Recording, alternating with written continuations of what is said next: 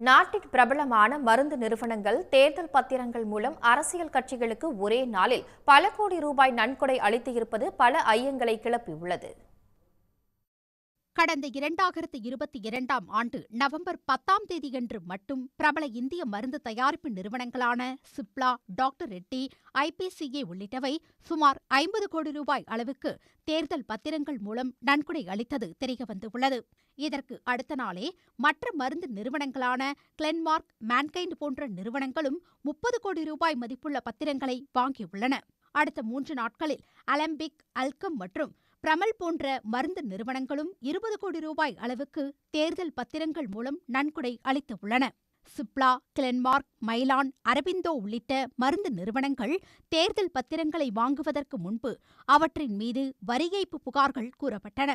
இந்த நிறுவனங்களுக்கு எதிராக 2022ஆம் ஆண்டு மார்ச் மாதம் ஜிஎஸ்டி அதிகாரிகள் விசாரணையும் மேற்கொண்டனர்.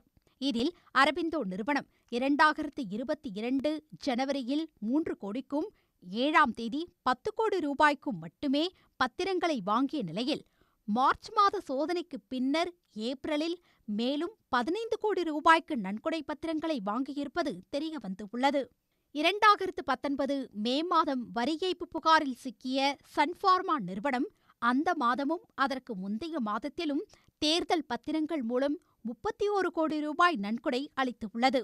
பிரபல மருந்து நிறுவனங்கள் மீது ஜிஎஸ்டி புகார் மற்றும் அமலாக்கத்துறை புகார்கள் எழுப்பப்பட்ட போது அடுத்த சில நாட்களில் நிறுவனங்கள் தேர்தல் நன்கொடை பத்திரங்களை வாங்கியிருக்கும் செய்தி அதிர்ச்சி அலைகளை ஏற்படுத்தியுள்ளது. உடனுக்குடன் செய்திகளை தெரிந்து கொள்ள சன் நியூஸ் பெல் ஐகானை கிளிக் பண்ணுங்க.